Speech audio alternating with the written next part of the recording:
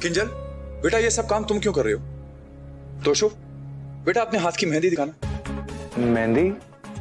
तुमने अपने हाथों में मेहंदी नहीं लगा रखी? नहीं तो फिर ये सारे काम किंजल से क्यों करवा रहे हो तुम लोग? अपनी खुद की चाय कॉफी नहीं बना सकते? पापा मुझे किसी ने बनाने के लिए नहीं कहा है, ये मैंने खुद बनाया है अपनी खुशी से। मैं बहुत बोर हो रही थी। बेटा अगर बोर हो रही हो तो गार्डन में जाओ, वॉक करो, लेकिन किचन में काम मत करो ना प्लीज।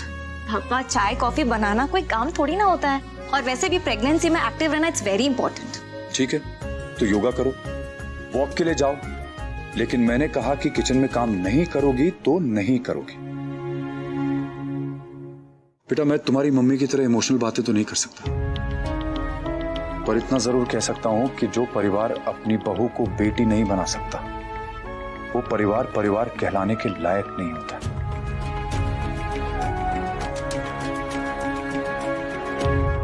मुझे अभी तक याद है जब मीनू होने वाली थी तो डॉली अपने ससुराल से मायके वापस आ गई थी, क्योंकि ससुराल में तो बहू को काम करना ही पड़ता है ना, इसलिए वो आराम करने के लिए मायके आई थी।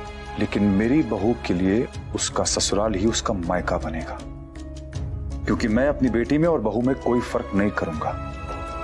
मेरे लिए जैसे पाखी है वैसे ही किंजल है, और मेरी बेटी मां बनने वाली है तो एज अ फादर ये मेरा फैसला है कि मेरी बेटी किचन में काम नहीं करेगी। ओके? ओके पापा। प्रॉमिस? I promise. 400 रुपए? अनुपमा आप तुम हमारे खानदान की बहू हो, द कपाड़ियास।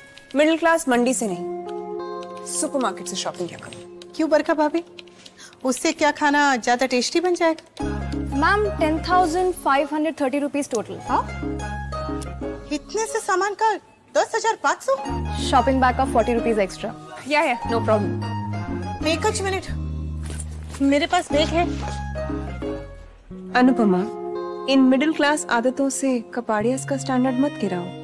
इन्हीं आदतों से मिडिल क्लास का स्टैंडर्ड एकदम फर्स्ट क्लास रहता है भाभी।